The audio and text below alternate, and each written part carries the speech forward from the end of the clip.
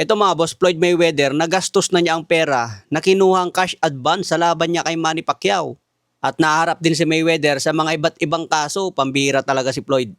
Yung dating pinagmamalaki niya na napakaraming pera, ngayon unti-unti nang binabawi sa kanya mga boss. May bagong problema si Mayweather sa WIS. Nag-file ng IRS, US Tax Authority ng $7.3 million laban kay Floyd Mayweather dahil ito sa hindi nababayarang WIS noong 2018 at 2023. Kapag may lien, ibig sabihin pwedeng habulin o i-claim ng gobyerno ang assets o properties niya hanggang mabayaran ang utang. Hindi ito unang beses dahil may mga history na rin si Floyd Mayweather na ganitong issue.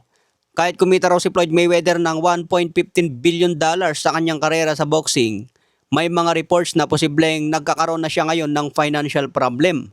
May kaso pa laban sa Showtime. Ito rin ang naging dahilan kaya kinasuhan ni Floyd Mayweather ang Showtime at naghahabol ng $340 million. Kaya ngayong 2026, sunod-sunod ang napabalitang exhibition ni Floyd Mayweather dahil naghahabol nga ng pera mga boss. Exhibition kay Mike Tyson, may napabalitang exhibition din sa kickboxer at rematch kay Manny Pacquiao.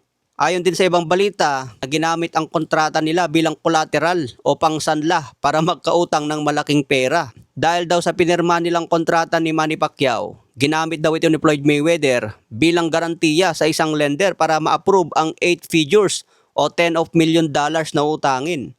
Simple lang ito, parang sinangla niya yung future earnings niya sa laban niya kay Manny Pacquiao para magkautang ngayon. Ano kayang nangyari kay Floyd Mayweather mga boss dahil biglang nagkaganito ang kanyang buhay? Imbes na wala na siyang problema sa pera, nagpapakasarap na lang. Bumanat na lang ng iba't ibang chicks na naggagandahan sa Amerika. Mag-travel abroad kung saan-saan. Kumbaga nagpapakasarap na lang, buhay retirado na mga boss. Hanggang kamatayan na hindi na dapat nakakaproblema sa pera ito. Pero ngayon 49 years old na, naghahabol pa ng maraming laban. Kaya nga sabi ng mga boxing expert, nagtataka sila kung bakit ngayong may edad na siya pumayag sa rematch kay Manny Pacquiao. Samantalang matagal na siyang hinahamon ni Pacquiao ng rematch noon pa pero hindi pumapayag. Kaya sinasabi ng mga boxing expert, pera talaga ang hinahabol ni Floyd Mayweather ngayon. Nakahanda na niyang itaya ang kanyang 50-0 para kumita pa ng malaking pera para maisalba ang problema niya ngayon. Kawawa naman si Floyd mga boss kung matulad siya kay Adrian Broner na nagkaproblema sa pera. Siguro hindi naman darating si Floyd Mayweather sa ganun mga boss. Kasi 49 years old na siya, naghabol pa siya ng laban.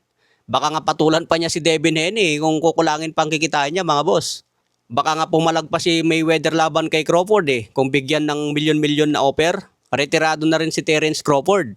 Kung pabalikin yon at opera nila si Mayweather, malay natin pumalag yan, lalo na kung nangangailangan talaga ng pera. Ang tao kasi kapag kailangan mo talaga, kahit anong paraan gagawin mo yan. Kaya abangan natin bukas ang final decision kung matutuloy ang rematch niya kay Manny Pacquiao.